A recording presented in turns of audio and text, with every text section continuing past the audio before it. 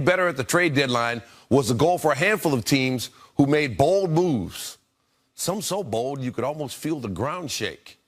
Here's Ramona Shelburne with the seismology.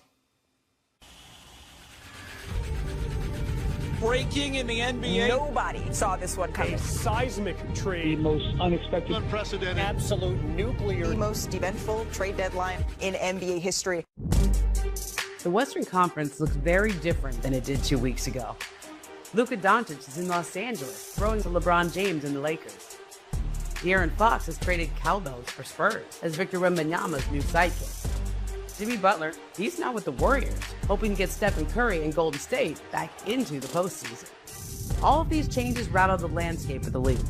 Whether any of them shifts the balance of power remains to be seen. What a performance for SGA, 54 points. MVP frontrunner Shai Gilgeous-Alexander and the Thunder have led the conference wire to wire. No pen, no pencil, yet he's still drawing all the damn attention. While Memphis, Denver, and Houston have each flashed signs of greatness. The Rockets win! Oh, baby! The Lakers had won 8 of 10 before their stunning trade for Doncic. Their future depends on how quickly Luka and LeBron can make magic together. That's going to make it a lot easier on our teammates. I'm happy to have them. LA's happy to have them. Dallas traded Doncic because they believed Anthony Davis and Kyrie Irving could win now. But Davis got hurt in his first game as a Mav. Could be out for a month. Kyrie, he's going to need to be Uncle Drew. I don't know if he's able to carry this team, especially in the loaded West.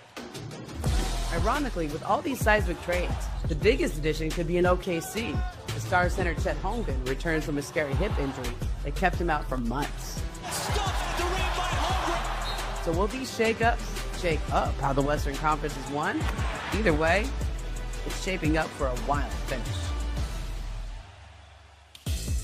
Of course, no trade had a bigger impact in the West than the Doncic-Anthony Davis trade. Prior to the trade, the Lakers were 40-1 to win the title. Odds that are now down to 16-1 at ESPN Bet, third shortest odds in the West. Mavericks, meanwhile, saw their odds fall from 25-1 down to 40-1. But you know Jimmy Butler, he's a bona fide number 2. He's going to bring scoring. He's going to bring the rebound assist. But he also brings things that doesn't show up in the stat sheet. IQ, look at the screen setting. This is guard-on-guard screen. He know that Steph is going to draw it too. He slips out of it. We know that Jimmy is strong enough to finish in the paint amongst the best of them. He finishes with the left hand. Great screen and slip out by Jimmy. And what I love is he's fit into and understands this Golden State Warriors identity. This is what Steph does. He moves without the basketball, but because he's a veteran, this is like Livingston, this is like Iguodala. He has the IQ to know how to get Steph too, and that's what I love. But you know what's crazy? It's like opposites attract, because look at these numbers. The average field goal attempt distance, opposites here. 8th shortest, 8.5 feet versus Steph, who's almost double that. 6th longest shooter in the NBA at over 20 feet, almost 20 feet. So basically, this is like a match made in heaven, like us too. It's called balance. It is a little bit of balance. Yeah, it's quite the feat, because thanks to 2 wins since Butler was sent to the Bay, the Dubs are now up to 10th in the West and in the play-in picture. But they have their eyes on more than that. Steve Kerr put it pretty bluntly. He said they want to be the 6th seed. That is now the goal. Golden State sitting just 2.5 games behind the Clippers for that final guaranteed spot in the playoffs. But Richard, that's just the seeding here. What can Golden State really do with Jimmy on the roster? No, I think they can cause some problems. Okay. I think they have enough firepower to cause some problems, especially if they can get healthy, stay healthy throughout the run. I just think when people talk about championship, whenever the Warriors have done it, they've had a well-constructed roster. This is somewhat incomplete. They need a little bit of time to fill it out. Obviously, with the Jimmy Butler trade, there wasn't enough time late in the deadline.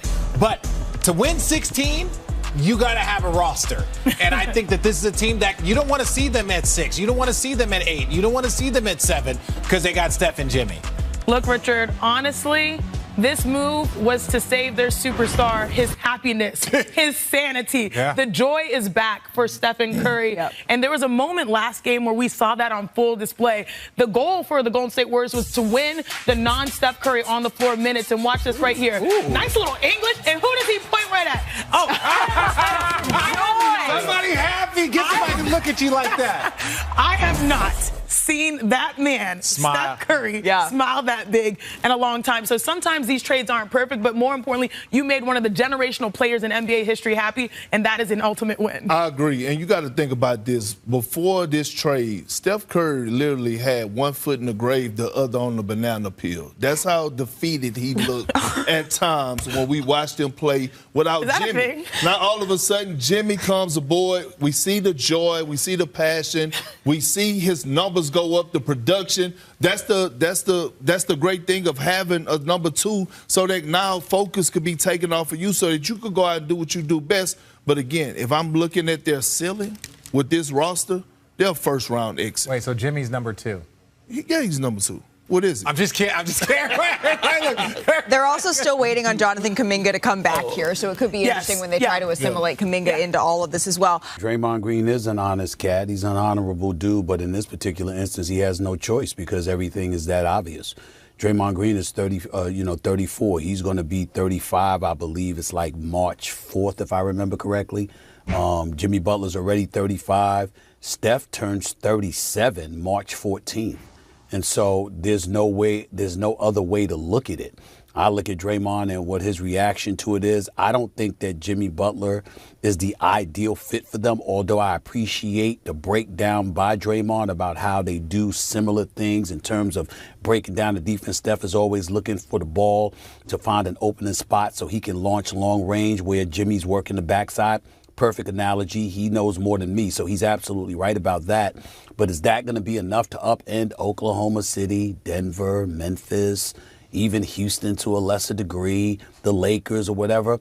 The likelihood, it appears, is that wouldn't be the case. And so you just look at it, you hear where they're coming from, but you just look at the personnel around. It's just Jimmy's Jimmy and Draymond's Draymond and Steph is Steph, but they're still very, very undersized. To some degree, similar to what we're saying about the Los Angeles Lakers. And ultimately, it forces us to ask the question, do we really expect much from the Golden State Warriors? The answer would be no. Okay, but in the similar way that you said that you think you're going to like this Lakers team in 2026, Wendy, do you think that even if it's not this year, that this move at least extends their championship window? Maybe. I mean, really what they're banking on is that their young players really elevate, Kuminga, Podziemski. We've seen flashes of that, but they haven't been able to. And so I appreciate Draymond saying this. I mean, Draymond is a terrific podcaster. He's terrific at media. Someday, Stephen A., we got to get him on here with us because I would love to do this format with him. Hopefully he's got some more time left. But he wants to come on. It's just he wants to come. He'll come on someday. He'll come on. Let's do it. So when you look, you'll lose, by the way. The Warriors have. The Warriors have done something very remarkable in this run. They've won with 3 different constructions of teams. I realize that Steph and Draymond and Clay were always there, but the team that they won with in 2015 was very different than the team they won with KD. It was very different from the 2022 teams. And the 2022 team is truly a special championship because they came back after KD left and after Clay's injuries, and they rebuilt the team. And really, if you look at the spot that Jimmy Butler is occupying on the roster, it's sort of the descendant of Kevin Durant. They got the cap spike in 2016. Durant left after 3 years. They traded him for D'Angelo Russell, which they did to just hold the salary. They traded Russell for Wiggins. Wiggins comes in, plays a huge role in the 22 championship. Now they've traded Russell for Butler. So this is sort of a lineage.